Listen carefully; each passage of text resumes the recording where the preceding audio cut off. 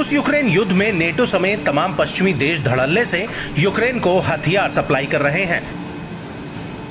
लेकिन उसके बावजूद 4 जून 2023 को यूक्रेन ने जो काउंटर ऑफेंसिव प्रोग्राम यानी जवाबी कार्रवाई शुरू की थी, उसमें कोई बड़ी सफलता हाथ नहीं मिली है।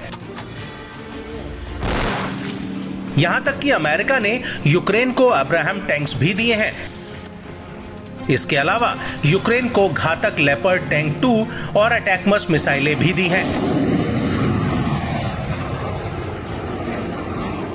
लेकिन इन हथियारों के बावजूद यूक्रेन रूस का सामना कब तक कर पाएगा, इस पर कुछ कहा नहीं जा सकता। लेकिन कड़ाके की सर्दी में यूक्रेन को हथियारों की सप्लाई को लेकर एक तगड़ा झटका लग सकता है, क्योंकि यूरोपियन यूनियन ने यूक्रेन को मार्च 2024 तक 10 लाख गोला बारूद मुहैया कराने का वादा किया था, जो फिलहाल अधर में लटक गया है। आपको बता दें कि यूरोपियन यूनियन ने सबसे पहले अपने हथियार भंडार से यूक्रेन को हथियार दिए थे और इसके बाद उसने हथियारों के लिए कई संयुक्त खरीद एग्रीमेंट और अपने हथियार प्रोडक्शन को भी बढ़ाया था। लेकिन इतना सब कुछ करने के बावजूद यूरोपियन यूनियन अपने वादे को पूरा करने में नाकाम हो सकता है और यही वजह है कि कई यूरोपीय सदस्यों ने पर्दे के पीछे से यूरोपियन यूनियन विदेश नीति विभाग से आग्रह किया है कि वो यूक्रेन को हथियार सप्लाई की डेडलाइन को बढ़ा दे।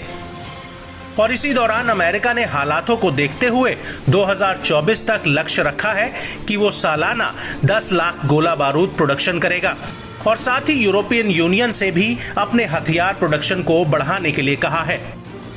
बाल्टिक देश जर्मनी, नीदरलैंड और पोलैंड ने खुलासा किया है कि उन्होंने यूरोपियन यूनियन के प्राथमिक प्रयास के तहत करीब 3 लाख से 4 लाख राउंड गोला बारूद का योगदान दिया है।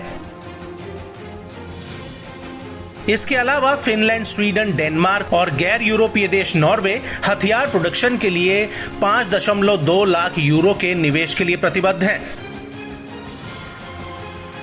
आपको बता दें कि ईयू के सामने हथियारों की सप्लाई में कई चुनौतियां आ रही हैं।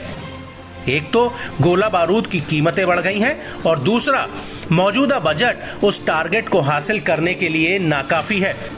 और यही वजह है कि कई यूरोपीय देशों ने अपनी औद्योगिक क्षमताओं को बढ़ाने के लिए स्वतंत्र खरीद प्रोग्राम का सहारा लिया है। लेकिन नेटो अपने सदस्य देशों से बार बार कह रहा है कि वो संरक्षणवादी झुकाव को कंट्रोल करें और हथियार प्रोडक्शन को बढ़ावा देने के लिए एक आम सहमति बनाएं। आपको यहां पर यह भी बता दें कि इजराइल हमास युद्ध शुरू होने के बाद से पश्चिमी देशों का ध्यान अब इजराइल की तरफ चला गया है, जिसकी वजह से यूक्रेन को डर है कि कहीं उसे मिलने वाले हथियार इजराइल को डाइवर्ट न कर दिए जाए। इसके पहले भी ज़ेलेंस्की जवाबी कार्रवाई की विफलता का ठीकरा पश्चिमी देशों की धीमी हथियार सप्लाई पर फोड़ते आए हैं।